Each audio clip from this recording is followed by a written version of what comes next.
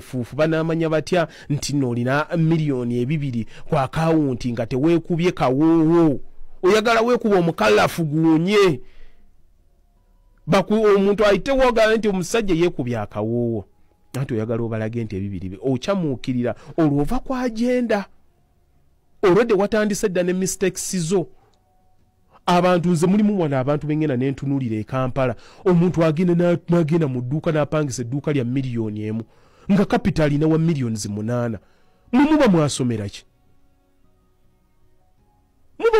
ki honestly mujjaji bakalubamba tegerewo ka course kuyiriba and common sense millions 8 opangisa edduuka lya miliyoni 1 atandika okubala kwata item emu yokka bwoti you see obulamu buli guided by common sense n'abantu abamu bagenda bine babigwako bugwirwa kubanga abalala batandise okubikola bwogula ekikopo bwekiti n'okigula omutwalo gumu ekinene nnyo ogenda kuba okitunda omutwalo gumu mu 12,000 ogenda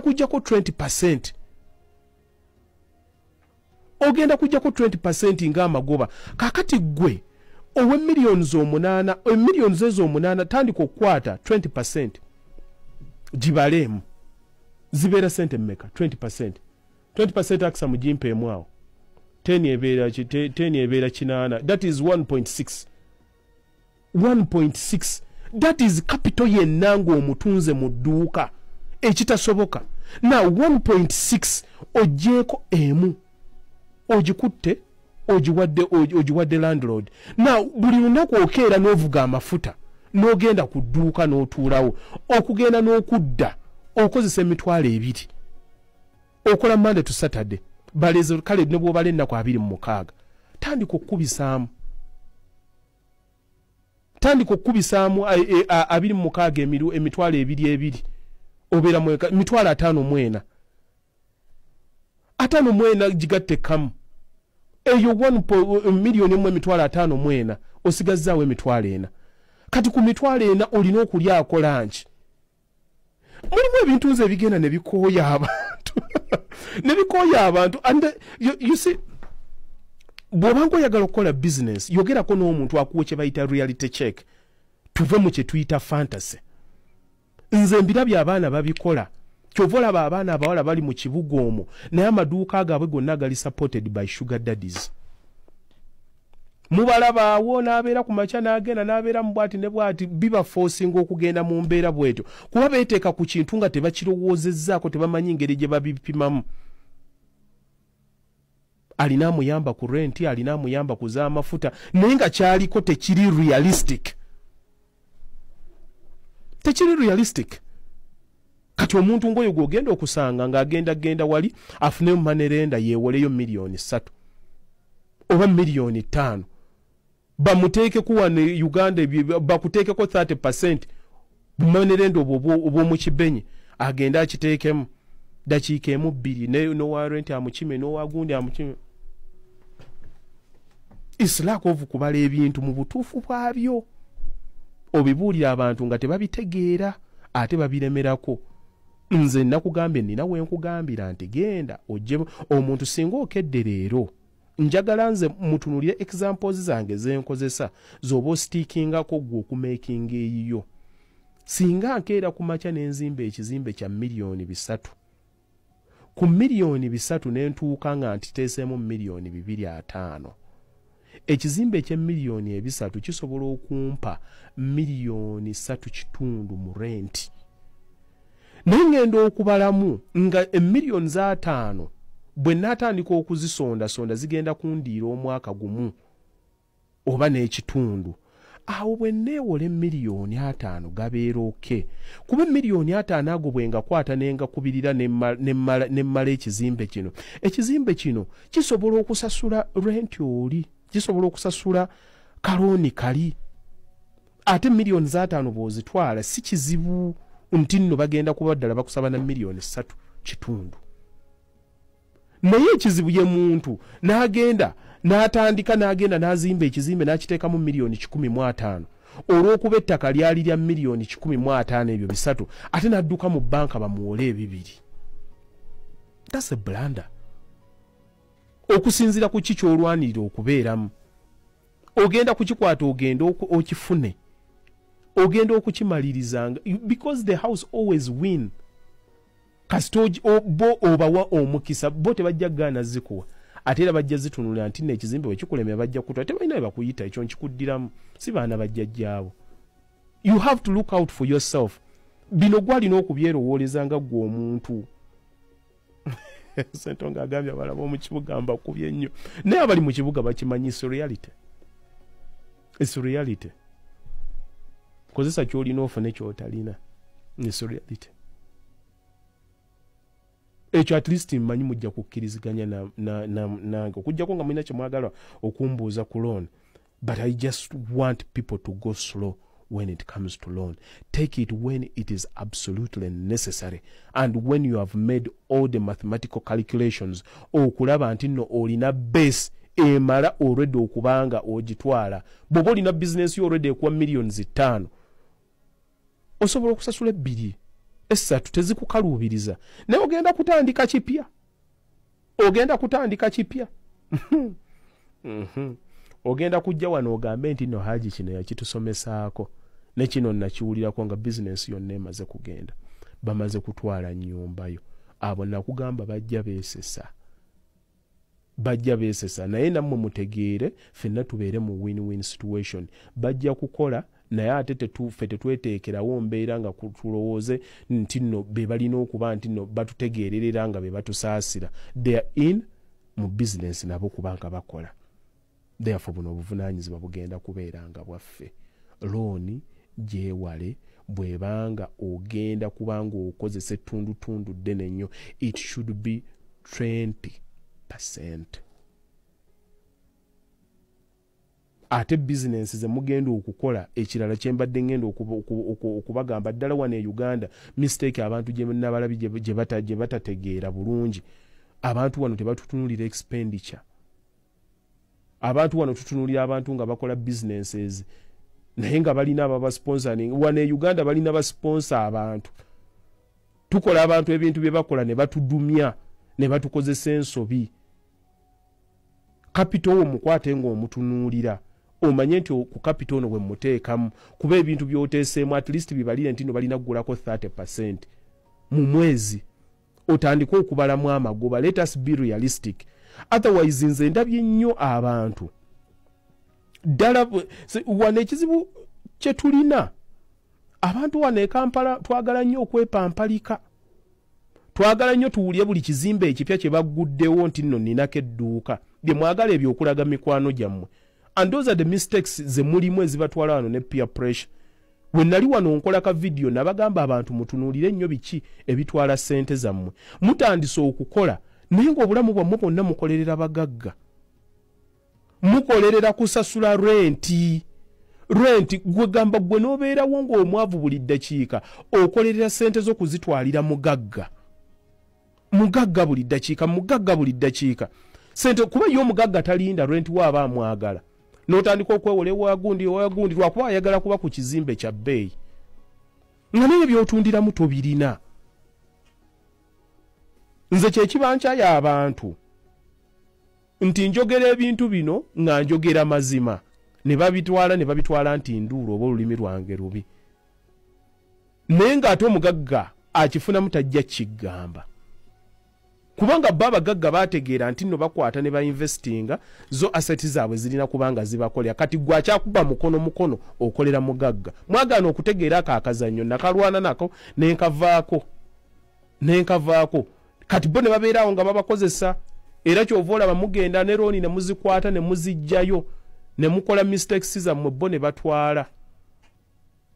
Ate abatakikoze ne babeera waawo ne bakwata ssente ne bazitereka ne batajjukira nti n'abantu bagenda ku investinga. Gwe obogendayo bagenda kuwa looni bagenda gikuweera ku 15 oba 17%. Y'omugagga bw'atuuka agenda okutwala billion bagenda kumuweera ku 8%. Kuba ye asobola okutuula na negotiatinga najja n'atondawo emirimu mu abaavu n'ojja n'omukolera.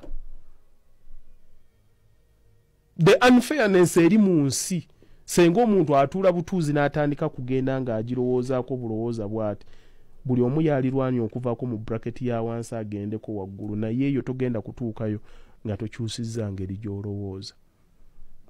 Yes, nyinza okuba nga mbigamba nga bikuulikikira bubi, that is fine. Naye bw'oba kuba sikumanyi nange tommanyi. Nkikubuulya bubuulizi nga student wange ali ku side zeeyo.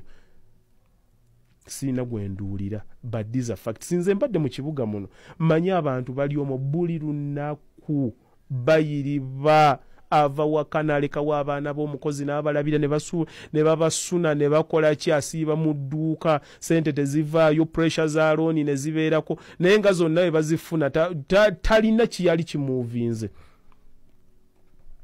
Naye nga ze ez'omugagga looni rent tabulawo. Omugagga ye tabimanyi ebyo, olina obbireeta. But why? Waliwo n'agambye rent bw'obanga obaddeko gwebuuze ddala kasookedde ng'okola mulimu gw'okola gweyongera kulagawa.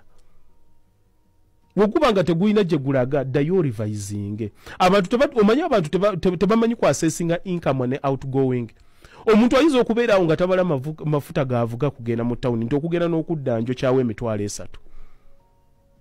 Nga takirootanga nako nti bw'abeera mu kibuga ewe baleeta fruits ezo zaalabanga ez' 10,000 bw'aziryaako leero n'olweggulo awo aba amazeewo akakaaga ate wakati awo alyawo obunyama obw'10,000 ennyogo mutwalo n'emmere ajja kulya ey'omutwalo. Oddeyo ewaka buli lunaku ng'oyokyezza emitwalo 5-6 tozikwatangako kuzikwata zibalya ziteeka mulina kapito wa mmeka. Yeebuuza lwaki buli kaseera am struggling, why? Abantu tebagenda mu business coaching. Tategeera, mulimu abaabitegeera ne bavaayo ne mu bibuga baavaayo bali eno ku mabbali amaduuka gaabwe baagateekayo baayiga buyizi nti nno lokalite eno kikye beetaagawo.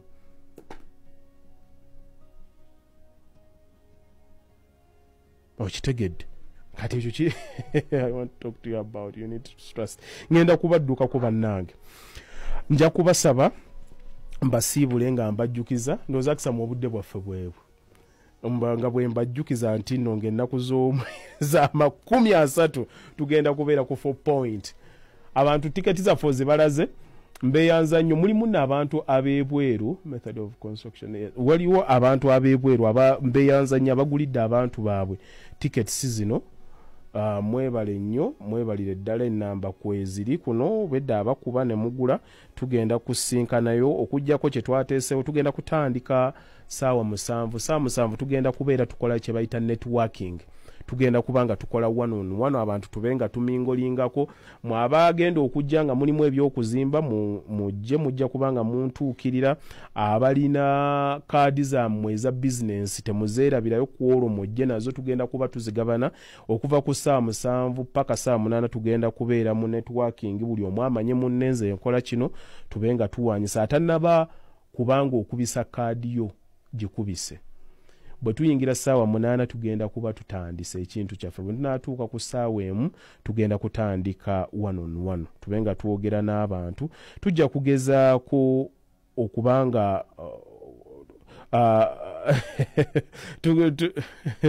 tugenda kubanga tugezaako okubanga tuwabula obanga tuwaŋŋana ku magezi ku ngeri ya business nga bwe zaali tambuddemu wano e Kampala. Mbagambye nze wano e Kampala nina abantu bangi benjogedde nabo abalina ebizibu bya business na biki abalina ebikoze. So nze sigaanangako kugaba information kasita obanga omuntu ali ready to receive. So abanajja ku olwo tugenda kubeera ne our number nga tukwata ku ze tugenda okuba business ze tulonzeemu tubabuulira abantu abo obukodi obumu bwe bakozesezza. But people be mindful about money which is not yours. Sente ezitali zizo si zizo. Olunaku lw'okwata sente z'omuntu n'oziteeka mu zizo, I mean loan.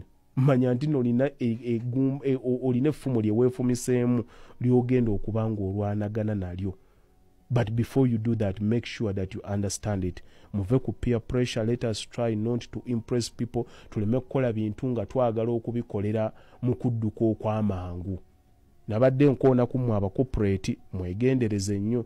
You want to impress so much. Mugula ebintu bye muteetaaga. n'ogula kino n'ogula kiri ongenza ku holiday no renovating ennyumba etannaba kutuusa lwakuba oyaga no ebintu ebyo tubyegendereze bajja kubatwalako ebintu byammwe mu byokusaaga ekikyo kyekikyo sooka okitambuliramu lwaki sibaddukako nga mbeeyanze nabagambe guno omwaka ngenda basabula